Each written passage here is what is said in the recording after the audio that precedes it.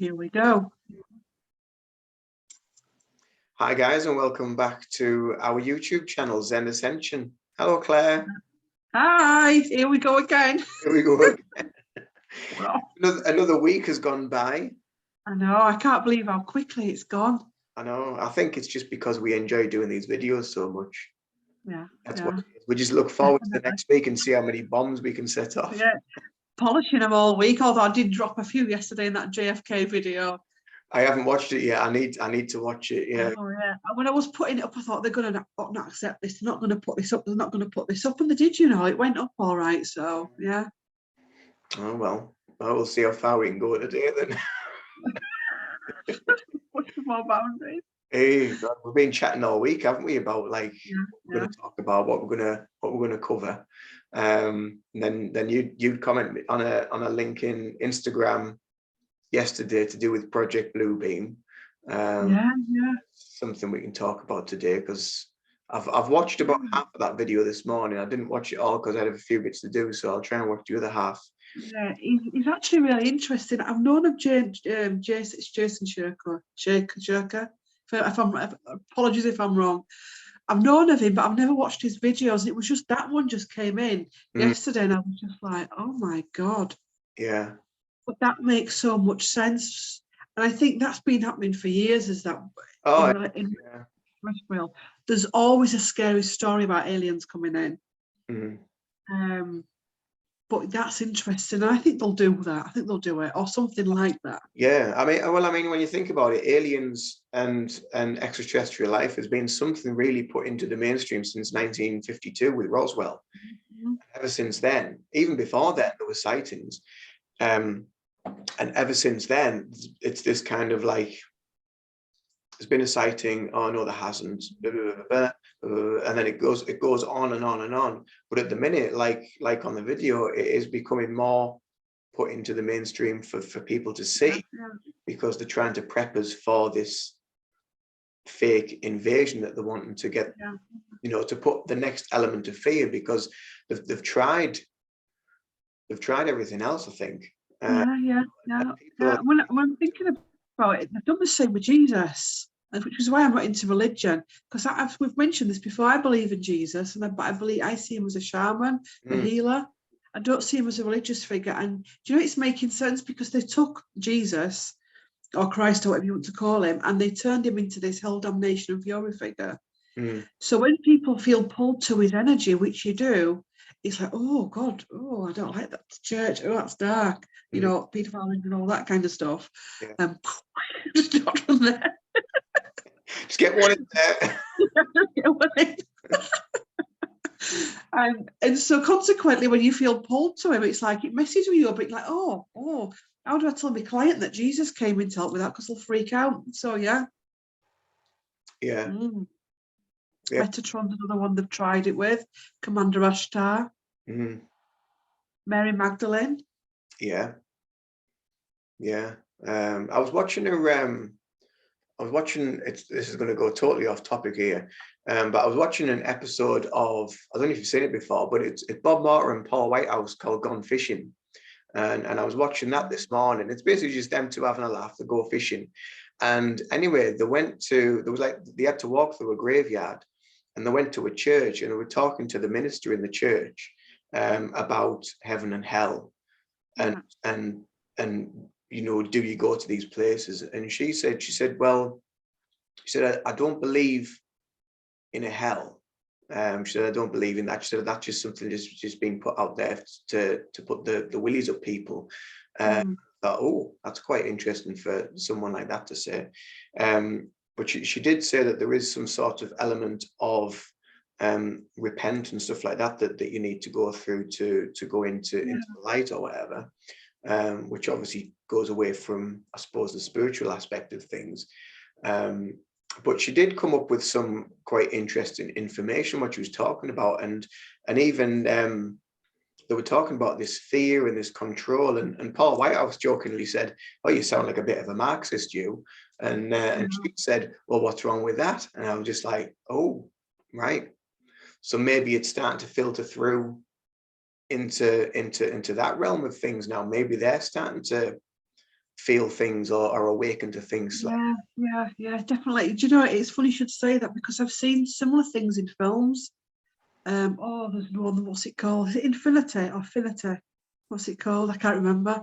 And not just that, but other films. I thought, yeah, it's as though they're trying. And when I looked into it, it was like as though I saw some producers and directors are starting to see it, and they're starting to throw little pulses out there that they can see it. Yeah, bombs. They're throwing some bombs out. Whereas there's still some directors and producers that are still, you know, cloaked up with horns and stuff. Now,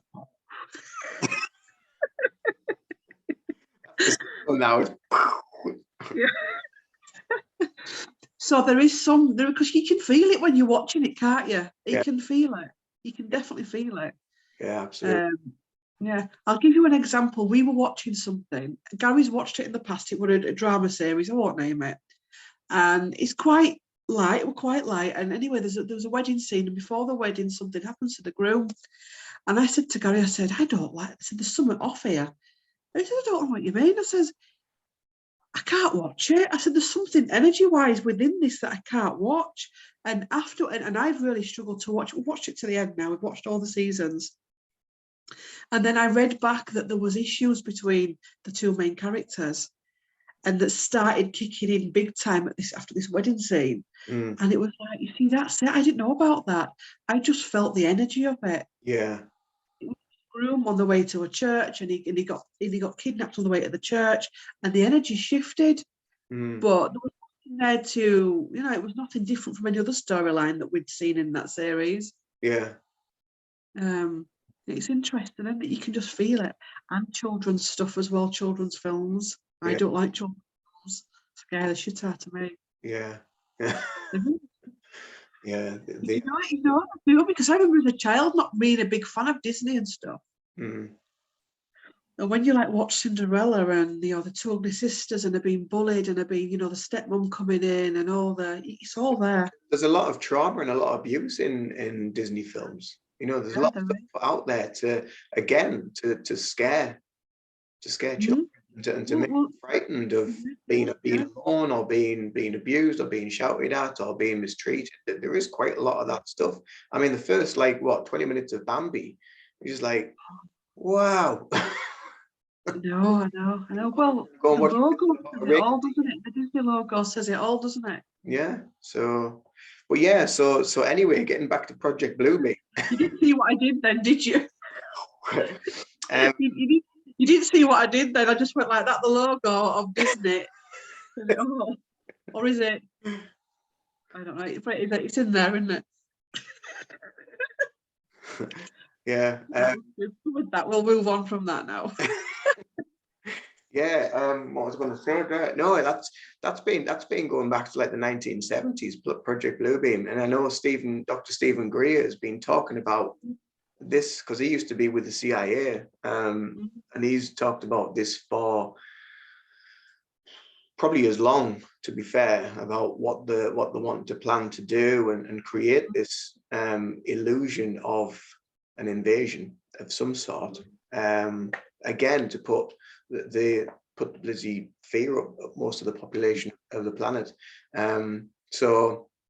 But I mean, it is right, and it is possible for them to do it, because when you look at some of the videos you see on social media, on TikTok, where they've got like a whale jumping out of a floor and diving back in, you got all the water splashing, it looks so real.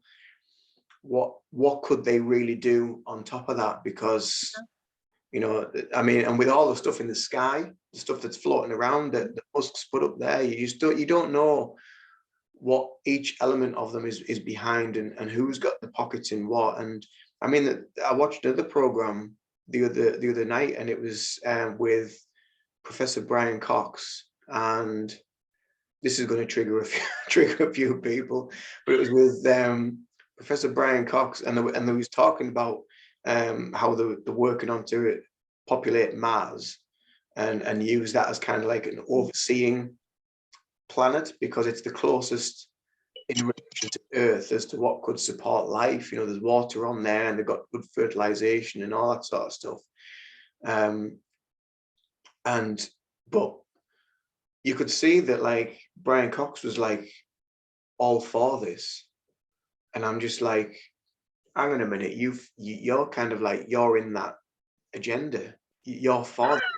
Instead of just working on the planet that we've got and healing it and looking after the earth, planting more trees and actually working on getting rid of these economic structures that are actually creating a lot of breakdown, then that's where the answer is, you know. And we have to get rid of these things, these man-made ideas that we have to have billionaires and we have to have all this money and you can only do this with wealth and power, and that's kind of like what we need to get rid of. But for him to suggest that, I just think, wow, that is just, he's in there.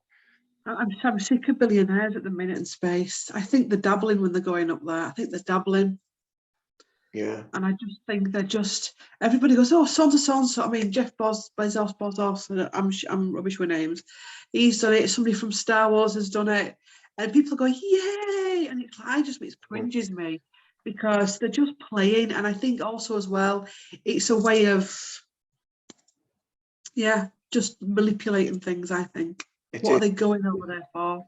Yeah, it's distraction. I mean, there's a lot of information out there as well that actually says that we already have colonies on Mars. There's already people there. And same with the moon. There's already colonies on the moon. And I was just talking to a friend of mine who lives in town, and he's very awake with things and what have you, and he's like psychic and used to do a lot of that sort of work in the past. And we were talking yesterday, just for a short time, and I mentioned about Project Bluebeam, and he said that's been in the pipeline for so many years, and it's becoming more in the forefront and more in the mainstream now for people to be more aware of it, because that's where it's kind of leading, that the need a new trigger, they need something new to put into that, into people's psyche. Yeah, definitely. So when it does actually happen, people don't know what to believe, they won't know what to, and it's like sensory overload, isn't it? It's just like, and it's a bit like this, like with the whole two and a half years that we've been through with COVID, it's sensory overload. You've got so many people saying this, you got so many people saying that, and then you've got the people in the middle that are just saying, no, just stick with what your gut instinct is and just go with that. Don't listen to what they're saying, don't listen to what they're saying, just stick with your own intuitive feeling. And then and obviously that's where the divide is created, and people go into their own packs, and then you get more division in all of them different packs as well. But I think now, because that's been and gone, and we're at a place now where it's kind of like it is all subsiding because it's worked for the agenda, and they've had to like pull things back because the people are like just talking and like getting out there and in uproar. It's having the opposite effect of what they initially wanted, because we'd said in an earlier video, or maybe in one of the coffee chats, that the awakening has actually been triggered by that, and a lot of people have seen it and just like, whoa, this doesn't feel right, what's going on? And then it's just boom, people are starting to see the illusions.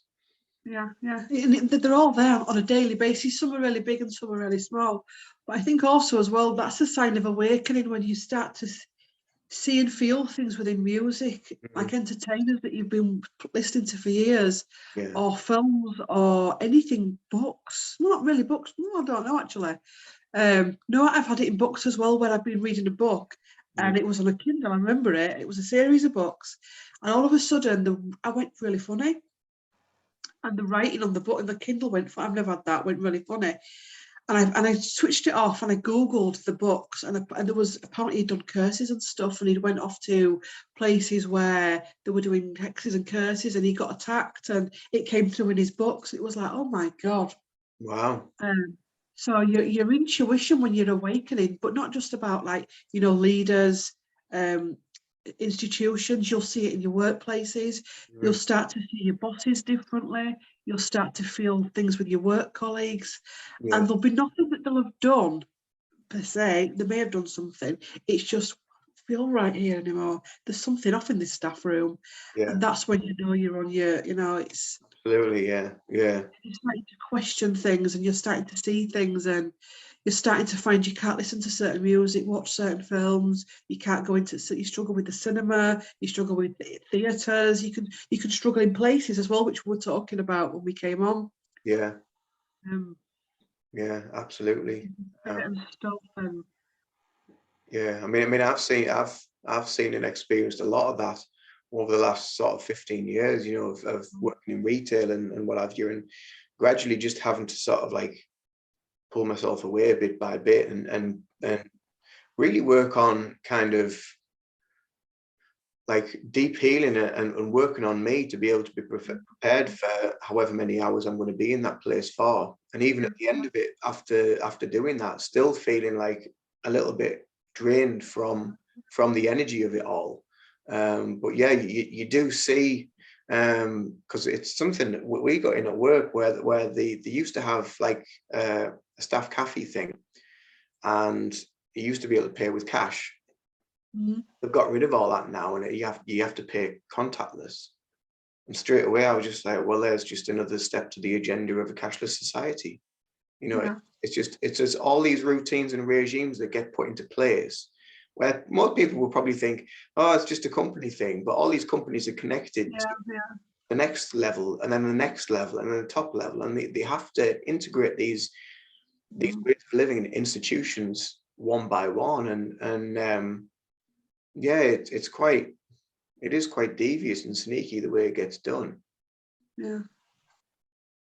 Yeah, and it can be quite painful, can't it, when you start to see it, and you can see that people, it's not that they can't see it, but it can be quite scary, can't it? It can be quite scary, especially when you're new to it. And this is something that came to me this morning about my own journey, because there's certain people that when I started to awaken, I couldn't watch. Not because I didn't believe them, because it was just too much for me. For me, I know some people, they can take it all at once, and I respect that. But for me, and I've mentioned this on my own channel, it had to be a gradual thing, because it's such a mind blower that you think these people that we've trusted, that we've admired, that we've listened to, watched, you know, loved in some respects, not all of them, by the way, but a vast majority of it. And it's like, oh my God, because that's your foundations. You know, it starts in childhood, where you've got your favourite singer, your favourite actor, your favourite member of the royal family, or your favourite politician, or your favourite president, or your favourite, we've got it, we've all done it, posters, pictures, and then all of a sudden it's like, oh my God. Yeah. Oh my God. And with me, it's had to be really gradual. And I've had to do it layer by layer and get my head around it, to a point now where I'm like, yeah, I'm fine with that now. I can watch a range of things, and I can watch a range of people as well, without getting scared or triggered as well. Yeah. Yeah, absolutely right. You think, if you're starting to think this world that you want to feel safe in, and the people that are in charge of your meds, your money, your welfare, the water systems, the food systems, you know, the mind stuff they're doing, and you start to question your entertainment. And it's like, whoa, it is a mind blower. Yeah.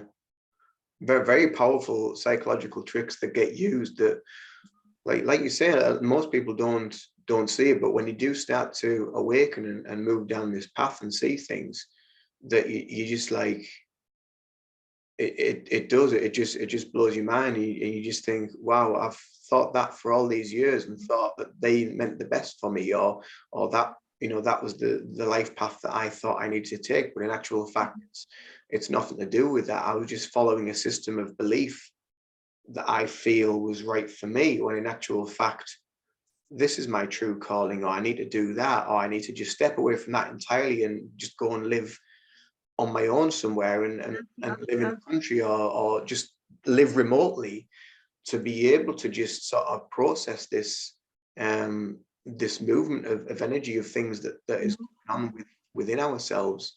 And it can be quite hard. I must admit that I found, going into part of the topic, that the other thing that we're talking about closing off and being able to deal with it, but I did find it quite hard in the very early years myself, of being able to just stop it and just close off, and not be like trying to like look into everything and look at all the different aspects of things in an alternative way and questioning things. And I found that quite difficult to begin with. Now I'm a bit like, I'll just do it layer by layer, like you say, like what you did, and then I'll just dip into things. And I will. There was a time where I was looking into a lot of stuff quite heavily, and then eventually I was just thinking, you know what, this is actually also having the effect that the mainstream wants as well, and it's kind of like making me think in strange ways. So I had to step away from it and just give myself time to deal with that energy of what was going on with regards to the subject, and what was going on with me, and what I was seeing and feeling. So for me, going down like this path and understanding it now, I take it in steps. So I will maybe do like a few days where I will look at things and read about things, or watch videos on things, and then I will just come away from it. I'll leave it for a week, and then I'll do like a few days the week after or whatever. And that's my kind of way of dealing with it. But also doing like these videos and doing videos on my channel, obviously you doing videos on your channel, but doing these on the videos on here as well is another really good way to vent some of the stuff that you need to talk about, that you do see, and put out there. And again, that's working. It's working your throat chakra, it's working your third eye, it's working energy from yourself that you need to expel and put out there. What was your way of kind of closing off from it all to deal with it? It depends what I'm dealing with, and it depends where I am, if I'm in a situation in a building or something. I'll use 3 examples. So once before awakening, we went to Rome. We went on a cruise, went to Rome. Rome was fine. Back then, I loved to go around churches. You know what's coming, don't you? Love to go around churches and castles and stuff. And Gary had just met him. He'd booked for me to go around the Vatican. No judgment, please, anybody. It was the 2015 Unawakened. Right. I think he thought, and back then, I don't know, go around the Vatican. I didn't know any of this stuff then. And I remember we got in and we went through the barriers, and my heart started to pound. And when you go to the Vatican, you see, this is symbolism. You go in and you don't come out. You've got to keep walking around it. And I was sweating. I was crying. I couldn't breathe. I was having panic attack after panic attack after panic attack. There were staff members in there that was just looking at me. Nobody would come in and help. And it was just like, there was a place where we got a window, and I just put my head down, and I couldn't breathe. And it was just a nightmare. And we ended up having to work our way through it, and came out, and I says, I don't know what it is. I don't know what's going on there, but there's something really dark and evil, and I need to get away. So I didn't know how to deal with that, and it just overwhelmed me, and I was in a mess. It took me ages to calm down. And then last year when we went to Windsor Castle again, I needed to have my eyes opened fully. So we got to the castle, but this time I got outside and I went, oh no. And it was like, oh my God, oh, it's true. Everything's true. We've heard, it's true. There's tunnels, there's everything. And I straight away, the difference was then I called my guides in. I put the white light around me. I called my shamanic guides in. I went down near the river. I went to the grass, to the trees. I called my light in. And for although I still felt it, I was able to function and not go into a full-on panic attack. Yeah. And another experience I had was when we went to Salisbury. We went to this restaurant. We were walking through Salisbury. It's where the other Salisbury poisoning was. And we were like, this is a bit of a weird place, a proper weird place, right? And I'm in this restaurant and I needed to go to the loo. And it was a big old building. And I went upstairs and there was something demonic in there, really evil. It was in the female toilets. And I actually went into the toilet and I said, if you don't back off, I'll get rid of you. I'll do it. I'll send you off. I should back off from me now, right? Just back off from me. That's what it was like. It was that evil. I didn't really want to go into working with that, but I said, just back off or else I'll get rid of you. And I just visualized me actually going, just back off. And I just got to the toilet. I didn't even lock the door. I kept my foot in the door so it couldn't mess with the door and try and lock me in. That's how bad it was. Washed my hands and just flew out. But again, I experienced it, but I was able to think it off without going into a panic attack, without flipping out, and just calling in your light. Yeah. Because sometimes the energies that are there won't go away. So you've got to try and get yourself through it, call in your light, your spirit team of protection. Some of the lighter stuff, like if you sleep, if you wake up through the night and you're getting dreams and you're astral traveling, or you're getting messages, so you can say to your guides, please let me sleep. Thank you for giving me the information, but please can I sleep now? And they'll be fine. Because they don't, your guides of light, they understand about sleeping and time, but they're on a different frequency. Yeah, absolutely. They just see that you're laid out, you're relaxed, you're asleep, and they'll just go and have a chat to you. Yeah. And it's like, but they also know that the next day you're able to function and get through that. Yeah. I have done exactly the same thing as what you said there, where if I've had like a funny night, or I've experienced things or had weird dreams and I'm just like not able to settle, I've actually done that. And I've just said it in my mind and just asked them, that's fine now. Can you just let me sleep? I need rest. I've seen all that I need to see, and that I'll deal with it tomorrow or whatever. But for now, can you just let me, just let me rest, let me sleep? Because they're aware of being human, because they were human. Yeah. See, now they're in that form. They're not aware of time. They're not aware of space or anything like that. It's just everything's now. So when you do start to receive information or see things or whatever, it can be at any time of the day. I mean, I know some of my friends have asked me before about spiritual connection and when's the best time for them to connect to you? Is it like between 3 and 5? And I was like, well, it's a bit of a misconception. I said, the reason why it's easier for you to receive things between 3 and 5 is because your brain's in such a state that you're in like theta wave or whatever, or gamma or whatever they call it, and you're able to receive information. That's why people get it and they wake up and they're just like, oh, what was that? And then they can't get back to sleep because it's still there, and then the information's still coming in, but they don't know how to process it. But the information it's there all day long. If you want it or not, and that's the key. It's like being able to say, right, okay, thank you, that's fine.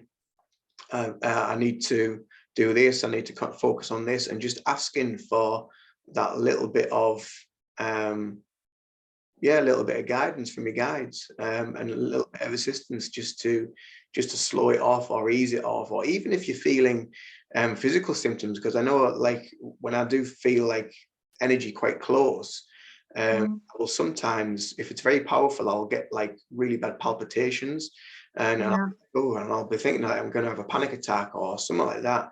And I'll say to them, look, if this is something spiritual, can you just like ease this off or move people away, the energy away, because it really is quite overwhelming and it's starting to scare me a little bit now. And then 9 times out of 10 they'll just pull it away. It may take a minute or two, but eventually it will move away. But it's like having that, it's having these little tools in our armory, isn't it, to know how to deal with it. But then people, that's why our videos and our channels and many other channels are so important, because people that are on these journeys that will be experiencing things like this and won't know, they might think they're having an anxiety attack, or they're having a heart attack, or they're having like constant migraines, but they can't understand what it is or why they're having it. Whereas in actual fact, a lot of it could be spiritual connection, it could be awakening, it could be ascension symptoms, multiple things that can be going on. Yeah, definitely. And as well, afterwards too, once you've got out of that situation, you then look after yourself. So one of the things I do is I'll tell myself, you're safe, you're safe, you're safe. Because it may be just it's triggered something. It could be past life. It could be, like with the Vatican, that's not past life. We might, I don't know. We all know what that was about. But, you are safe, all is well, all will be well. Saying your name as well, like Claire Thackray. you are loved, just honestly. And then smudging, saging, aqua de Florida water, drinking some water, pour some water and just drinking with the intention of cleansing, loving, protecting, releasing. And just give yourself that time as well, because there are hot spots out there where no matter how much you call your light in, you're just going to have to go through it and come out the other side, and then get out when you can get out, and then just cleanse yourself afterwards. Like with the vat, you know, I couldn't get out. I had to just go through it. There was no getting out. No, none of the staff were going to help. I want to wonder why. So I just had to get through it and then look after myself after it. Yeah. Yeah, absolutely. But trust in your body as well. So when you start to feel there's a difference also as well with agoraphobia, where it's every time you go out. That's not what we're talking about. What we're talking about, all of a sudden, say you go shopping every Friday and you're fine, and this particular Friday you walk into the supermarket and you become incredibly anxious. Listen to what your body, if you can't go any further, come out, because it could be that somebody's just walked past you. It could be that they've had a big meeting in there that day. It could be that there's been an energy shift in the ground. Anything. It could be that they've got a new manager that's very different from the last manager. So you're starting to feel you may need to find a new supermarket. So just knowing when to stay, but also knowing when to actually I need to go home, or today I don't usually shop, but I can't shop today because I'm purging, or I'm feeling a little bit anxious. It's funny you should say that as well, because of being working in supermarkets for many years and knowing the energy, and like even people themselves that aren't aware of it, they will probably go into a supermarket and be like, oh, I don't like it in here. No, they're awful, aren't they? And like people unknowingly are aware and are picking up on the energy of what's going on in there. You know, like you say, it could be someone that's walked past you that's had a really bad day, or it could just be an energy shift in the ground, or it could be someone, you know, higher up that's had a good talking to with somebody, and it's affected them, and it's affected the energy around all the staff in the shop. It could just be the general feel from the company that's overseeing it. You might just be like, oh, well, I'm not really keen on that company. But then you think, well, why am I not keen on that company? Why do I like that company more than that company? You know, it's all these little things that you feel when you see a logo or a brand. You're just like, oh, I'm not keen on that. You're just like, but then you have to ask yourself, like, why?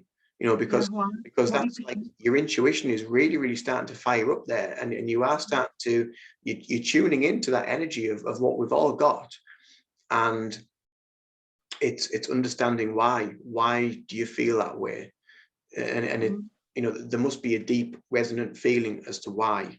So, and again, it could be a past life thing. It could be something that's happened in your early childhood or whatever, you know. But it's something that you could be tuning into. They're weird, because I know it was Matt Barsky that said that he went into one once and he was told that they actually play music in some of them to make you spend more or to make you hungry. There's different frequencies in the music, so you go in and you start wanting to spend, or you start getting hungry and you start wanting to fill yourself. It's so weird. Well, that's the other side of the psychological game thing, because I know when I worked in the coffee shop, because I know we were just talking about this before we came on about the ghosts and what have you. But when I worked in the coffee shop, it wasn't until I worked there that they played different types of music throughout the day. So on the morning, they played classical music, so it was all very relaxed and calm. And then it got to sort of like just before lunch through to early afternoon, they played jazz. Now, psychologically, well, it was like jazz and blues sort of stuff. Psychologically, apparently, from what they say, the company that said it, was that sort of music makes people want to spend money and relax and eat. And then in the afternoon, evening, they would play kind of like lounge music, because it will make people feel comfortable. They'll want to be there for longer, which then in turn would make them spend more money because they're there for longer. So it's all like manipulation. It's the same as when like the plan supermarkets out and plan the layout of supermarkets. It's like profiled for you as you walk, and you're like, oh, that's good, oh, that's good, oh, that's good. And you pick all these things up. But then later on through the shop, you see things that you thought were like really good at the front of the shop, but you see things further around the shop that are half the price of the stuff that you thought was a good deal. But again, it's all like mind play. Very and I think, I think they're overwhelming you in shops as well, in supermarkets. We went into one on Saturday and it was proper fragmented. And I just said, this is just overwhelming. It was like lettuce, cucumber, it was like lettuce, tomato, cucumber, bread aisle. It was weird. It was like, this is just weird. That was a bit dramatic. But do you know, it was just all fragmented. I was like, and I could feel myself going in. It was just like, what do I want? What have I come in for? It was like fragmented, because that was so fragmented. I became a bit fragmented and a bit like, and me aisle, this aisle, that aisle, this section, this. Oh, it was just like way.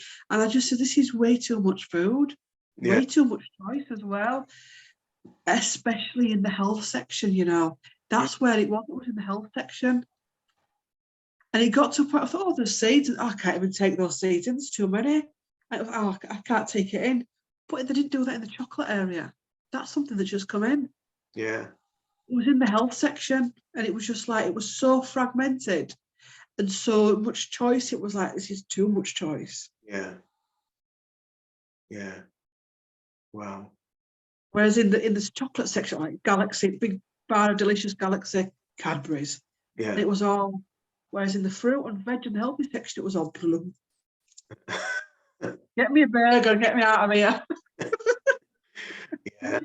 Yeah, it's right. Like it is, and like you say, there is so much choice, and you even see people like, well, we all do it. You know, we go to the shop like, well, you popped in for a bottle of milk, and then you got a basket full of stuff, because it's just like we're almost, well, we're conditioned to like buy more than what we actually. We go in for a bottle of milk, we come out with bottle of milk, loaf of bread, 6 eggs, and whatever else. You don't actually need it. Yeah, I think online shopping's a way forward. See, I don't, you see, for me, I find that part of the agenda for a cashless society. Yeah, I know. Yeah, you're right. You are right. It's the catch, and like everything, the way everything is geared to go online, and to push this agenda of a one world currency, cashless society, going on to whatever, because eventually the pound and all that will go. It will just be a single currency, whether it goes to, see, I'm not really I keep, even on Telegram, you know, I keep getting loads of things where they just add me onto like a Bitcoin trader or whatever, and I get loads of them, and it's like ping ping ping ping, and I just report spam and leave for each one, because I'm just like, well, no, because that's all part of that agenda. Yeah, what do you think of Bitcoin? It makes me shudder. See, I watched a video a while back about a guy, and he was talking, and he was in the finance industry, and he was talking about, what was it? No, it wasn't him. He was talking about how to survive the Great Reset, and how to survive financially and what you need to do. And he was going through all the different processes, and he was talking about where we are at the minute. He said, if you look at the last sort of 250 years, every so many years, these various things happen, and it's a rolling continuation of these events, and they have to play out these events to keep people in a dumbed down state of awareness, of all that sort of stuff. So it was really, really fascinating, because it was something like every 25 years or and then every 75 years that there was something else that would happen. And he went back to like the Spanish flu epidemic, and 100 years before that it was another flu epidemic. So every 100 years there's been an epidemic of some sort, of some magnitude, that's kind of like changed the world. What he was talking at the end, he was talking about their financial sort of things, and how they want to take ownership of everything and leave you with nothing, but you will be happy. He'd said the way to go forward is either through gold or Bitcoin. And I was like, well, I don't know, because the thing is as well with a lot of these things that you see for Bitcoin, it all seems to be spam. It all just seems to be like rubbish, like the really, really crap emails that like look like they're just being generated by like a teenager in a bedroom somewhere, or even like the groups on Telegram, when you just get added and you get message after message after message about Bitcoin and pay this and pay that, and I'm just like, but who am I actually paying? You know, who are you actually giving the money to? Because you have no one-on-one connection with them, and the more we push for that, people push for that side of things, takes away physical money. So now I try to, where I can, if it's not too expensive, I try and use cash now all the time rather than use a card, because it is gradually just taking it away, because it's so easy now, and because they keep upping the amount, don't they, for cashless as well, so it's on £100 or whatever. So you can just go around and ping, ping, ping, ping, ping, like, and away you go, and you've not spent, psychologically, you've not spent a penny, but in actual fact, you've spent nearly over £100 or whatever on your card. But in your mind, oh, well, that was easy. But then you look at your bank and you're just like, oh, no. Then it puts you in this cascade of, well, I haven't got anything for 3 weeks now. I'll have to wait for my next payday. And then you're in this kind of psychological program of living month by month, waiting wage by wage. And that's a very clever trick as well for them to play, because the more you rely on that, the more that you're not going to get out of it, and step away from it all. And that's what they don't want, because you never get taught at school how to be an accountant. You never get taught how to do you don't. business, because it's not in the benefit of the system of how it operates. Yeah, on the contrary, I mean, my experience of it is you're taught to be shit scared of maths. Yeah. They make it so hard and so complex that that's why I have an issue with numbers, because now I was taught, it was like, whoa, overwhelmed. Yeah. Especially if I hated maths. Absolutely hate. You're energy sensitive. But yeah. Because I asked our maths teacher, even this is going back to when I was like, what, 13-year-old or whatever, and we were doing like some like trigonometry or something like that, and I said to him, I said, what are we actually going to need this for? And he was like, he said, the only thing I can think that you would need this for is if you want to be a funeral director and build coffins. That's the only thing he could think of off the top of his head. So like, really, you don't have any use, really. And like a lot of that stuff is just like, I mean, when have I needed to use algebra?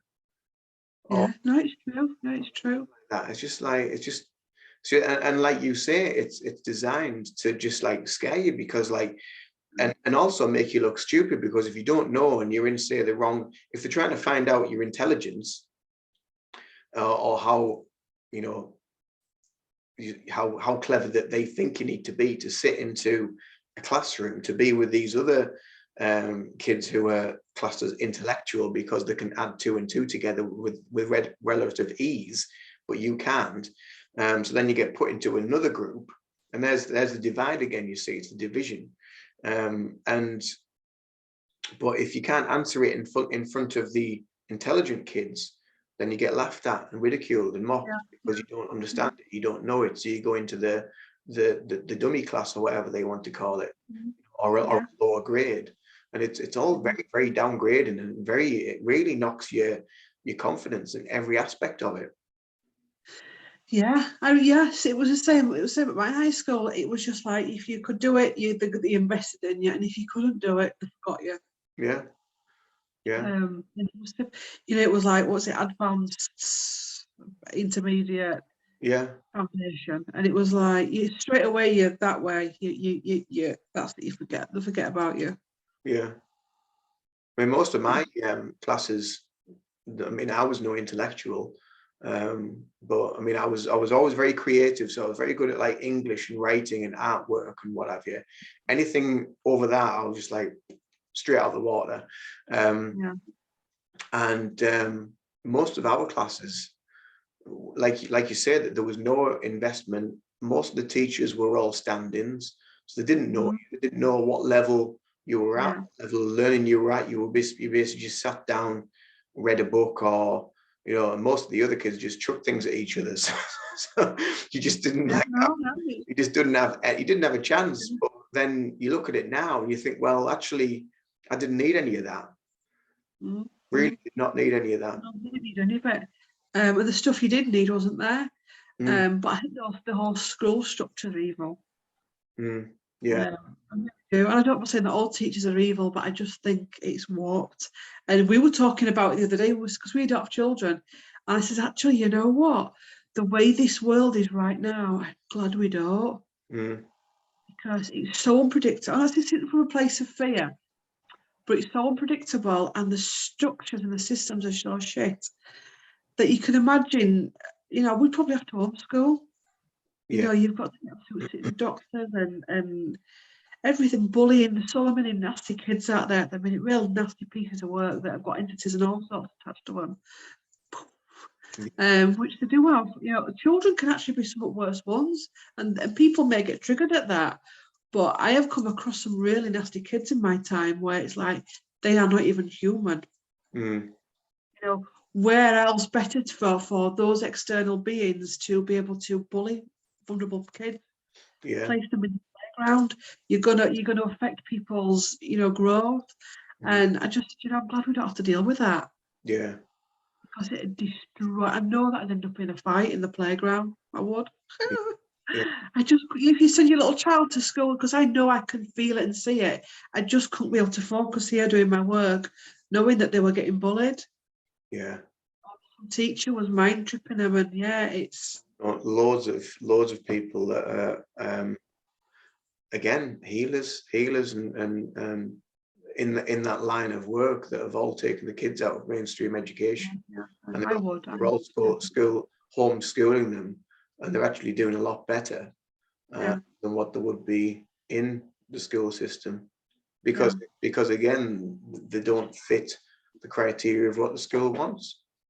No, they don't. The child needs to be a child, not like kind of just like put under this authoritarian regime of sit down, listen to that, learn that, even though it's not going to do you any good in the future. It's all about this. And the comedian, George Carlin, he's called, from America, he died a few years ago, and he said, why do you think when you're at an early age, you're put on a desk, you're in rows, you're spoken to by an authoritarian figure, and again, it starts from those early days about fear, fear from this authority that's in front of you, and all through life you have this authority, these authority figures that you're supposed to fear. And the ones that end up getting promoted are the dark ones. They are. I mean, from my own school days, I'm thinking back now as we're talking about it, you weren't allowed to go to the toilet, and I think that's what, because I have a toilet issues where if I can't get to a toilet, I get nervous. And you were like, you go, and I remember I got locked to the toilet by a teacher head of year. She followed me to the toilet. I knew what, you see, back then I look back, I knew what she was doing. She was right, old bitch. Right? I was honestly. And she followed, and I knew what she was doing, and I needed to go to the toilet, and I went in, and I heard her lock the door. Well, she didn't realise what she was locking in, and I remember I gave it a little thingy, and then I could feel her outside, and then I leant back and I went boom, and I kicked her, and I just honestly, and I remember a voice saying to me, make a scene. Make sure everyone sees what she's done. And you know what? I punched that door. I kicked it, and I made such a scene. And everybody stopped and looked at her, and they knew what she'd done. Wow. And then I went back to class and I told everybody I'd been knocked in the toilet by Miss Cowbag. Bloody hell. But can you imagine if I'd have been a little, a gentle, already bullied, already oppressed, abused child that went in there? You'd be suppressing further. You'd have trauma like for the rest of your life to deal with. Mm. Yeah. Wow. Yeah. We've gone on some ropes today, like, haven't we? we were, we were, I think it's good. Sometimes I think, we're a little bit fragmented on these videos, but I think anybody that's going through earth stuff right now, that's going through schools, all these different systems, I'd like to think it helps you. Yeah. All these different stories with both and bonds, and it's, Yeah. I know. Well, I just mentioned it before we came on, but I'd said I was looking for. I've been looking into a room, didn't I, to hire, and it's in a building, and it's called the Quaker Friends Meeting Rooms, and because the town that I live in, Darlington, is heavily a Quaker. It's a Quaker founded town, so there's a lot of history there with regards to the trains and railway and Darlington Stockton Railway and all that sort of stuff. And anyway, the building, when I went in and we looked around the different rooms, and the room that I quite like was like a library, but it's quite small, the room. It's carpeted, and it's got a lovely feeling. The whole building had a lovely feeling to it, actually, going in. And I went in, and it was almost like I could hear like a school bell ringing, and like just in my mind's eye, I was seeing school kids running down these stairs in like Victorian sort of like shorts and that sort of era of children running. And I said to her, I said, this used to be a school. She said, oh yeah. She said, it's been many things, but it was a school a long time ago. She was like, well, how did you know that? So I said, it's just a feeling that I was getting with the building. And then in the actual library room, was it the library? No, it was in the actual, they have like a chapel of worship that you can go in, where, because they are quite open, I suppose, to very different things, because there's another couple of like healers that go in there and use a couple of the spaces. But the place of worship that she showed us, we didn't go in, but she just opened the door so I could see. And at the back of the room, there was all like benches along the back walls where you could sit if you were, the way I pictured it was like a choir. So it was like a choir would sit there, and then they would stand up, sing, sit back down again. And that's how I kind of like envisaged it when I looked in. And I was just like, wow, this is really kind of like, all this stuff was just like like piling in on us. And I'm just like, but it was a really, really lovely, gentle, light, but childish feeling to the place. Like a lovely child energy. So yes, that's kind of like the next venture for the business. But I mean, like I say, that there's so much history in the town, because I think the town itself dates back to somewhere like 900 and some AD or whatever. And then but the place, I was just talking about the coffee shop, wasn't it, before we came on, and because that dated back to 18 something or other, and it had been so many different things. And when I'd started working there, they used to talk about this girl called Annabelle, and I thought maybe like a member of staff that I haven't met yet. And they said, oh no, it's the little girl ghost that's upstairs. It's like, what? So anyway, as time went on, and I got to the stage where I was opening the shop and closing the shop, so I was on my own for like maybe an hour before the shop opened and half an hour after, and like, yeah, you really knew there was things in there, because you just felt it was so uncomfortable. I mean, some days you go in and it'd be fine, there'd be no like, other days you go in and you just like, whoa, it feels like someone's been slaughtered in there. It was just horrendous, the feeling. And you always felt like there was, because they used to have these big chest freezers where you got all like the breakfast pastries out and had to put them in the oven and bake them. And when you were doing that, you were leaning over, you thought someone was going to shove you in and slam the door shut. It was an awful awful feeling. These places out there like that, I mean, not all spirits awful, but a lot of it can be quite, especially when they're trapped, can be quite overwhelming. Because especially if you've got, because I clear houses, and if you move into a house and their spirit is still anchored there, they think to them you're a burglar. Yeah, exactly. Yeah, and they can make your life hell on earth. Yeah. there's a house at the end of this street actually that it was up for sale for years. Nobody bought it, and then somebody bought it in the end, and it's like an end terrace. Somebody bought it, and they eventually rented it out, and they couldn't keep people in, because there was that much stuff that was going on. There was like doors slamming, there was like lights going on and off, there was like real like crap going on. There's people that I know that live locally that know the guy that's got it and is renting it out, and he said they can't keep people in it because it's so haunted. There's that much stuff going on. I was like, really? I was like, oh, I'd love to I'd love to go in and I just spend the night there to see what's good. I'd probably go and cleanse it myself and just go around sort it out. But I mean, as far as I know, there's people in there now, and I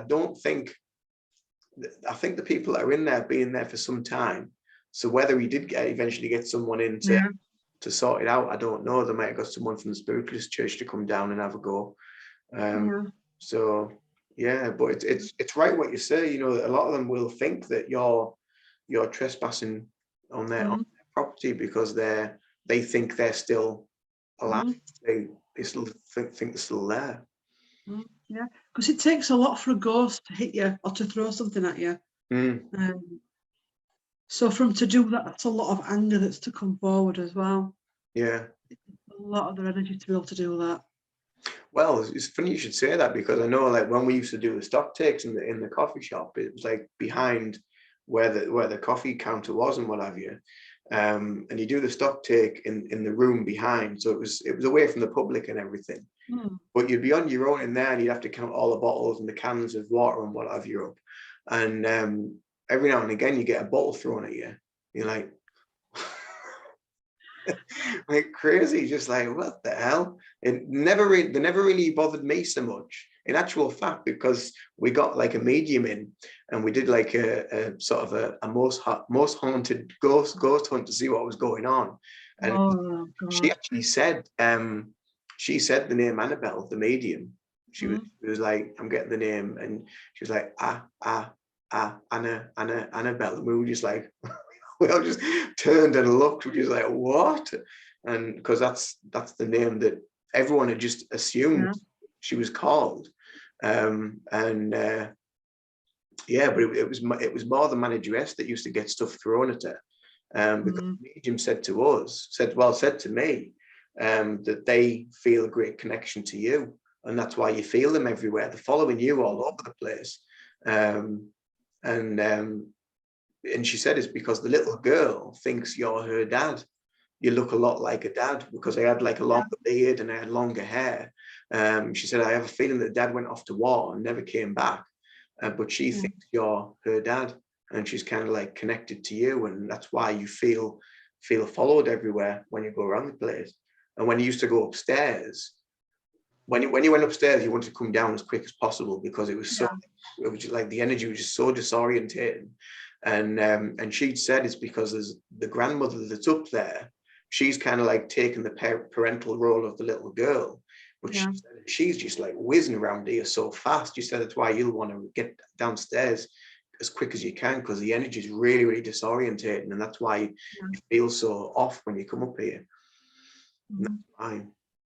It's fascinating, isn't it? And it's sad as well. It's because there's very few places actually get it looked after properly and dealt with properly. And it crazy, because there can be portals there. So how does it happen? It can have portals. There's healing portals, evil portals. So if it's built over a portal, it could be, every house has a house spirit. So some house spirits are really good and they help you. Some house spirits are awful, and they can be poltergeist demons. There can be energies that were left from people that lived there. There can be energies from traumas if somebody was killed there or on the land. It can be if it was built on a battlefield. So it can be loads of reasons why they're still there. You know, your house could have been built where their house was.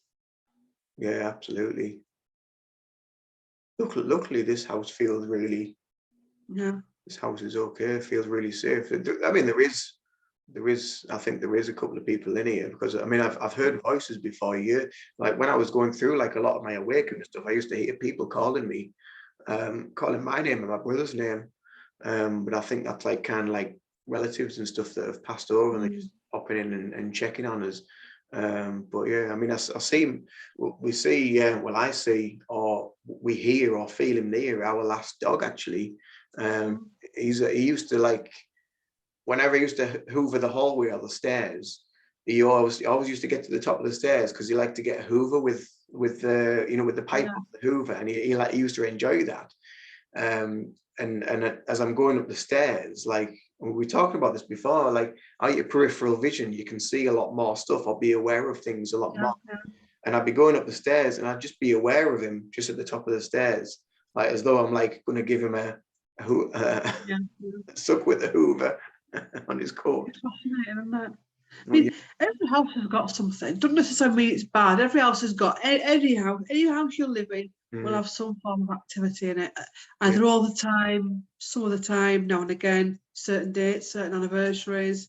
Some of it will be good and helpful, some of it won't. Yeah, absolutely. It is interesting though. It's like when you start delving into it and going further down that path of seeing and feeling and discovering things, that you just like, all right, okay. And it, you know, years ago I'd have been like scared shitless, whereas now I'm just like, wow, that's like amazing. That's just like funny. Like I'll hear things, or like this morning I started laughing, and just as I was waking up, Dan said, "What are you laughing at?" I said, "Oh, I just heard someone, and they were talking about chucking a plant in the bin," and he was just like, "So that's the sort of thing I'd say, chuck that plant in the bin." It just made me laugh. I just thought it was funny. I don't know why it was being said. It was just words that I heard. They were talking about a plant being chucked away. Like, how bizarre. Weird, isn't it? What should we call this video? Oh, well, we've covered. I'm thinking, I don't know. What have we covered? We covered quite a few things. Switching off. Operation. What was it? Operation? Project Bluebeam. Yeah, Project Bluebeam. So switching off. Project Bluebeam. The Vatican. Yeah, no, put it in Vatican. Yeah, just put like keywords in Vatican. The castle. Awakening. Toxic surroundings and ghost stories. Because ghost stories kind of pulls people in. Not ghost stories in as far as whoa, but again, people that are going through houses that, because when you start to awaken as well, that can kick stuff off in the house. Oh, they're awakening, they'll see that I'm here, they'll want me out, and it'll start, you know, so they'll feel that we'll have to move. Yeah. I've only got 100 characters to play with, so I'll see what I can get in. Go on, do it. I'll let you do the rest because you do all the links and that, don't you? Yeah. Right. Let us know in the comments as well what other videos you'd like us to cover, what subjects. Yeah, let us know. Let us know what you want us to talk about. Because we do have loads of ideas, but we'd like to do videos for you guys as well that are watching. Anything you want us to cover, anything with regards to like this sort of stuff. So well, we need to go because we've been over an hour now, so we've had a good old catch up. See you in a week, roughly. Yeah, we'll do. Don't forget to check out our other channels, Claire Thackray. Yeah, which are below in the home. There. Yeah. We'll put that down below. In the description on the homepage as well. Yeah, and my channel, Reiki Zen, which that'll get put below as well. And give us a subscribe and subscribe to this channel as well, and follow up for more in-depth information. Yeah, we'll be back. And let us know in the comments what other topics you'd like us to talk about. Absolutely. Right, okie dokie. Well, we'll see you next week. Bye, everybody. Bye, Claire. Bye.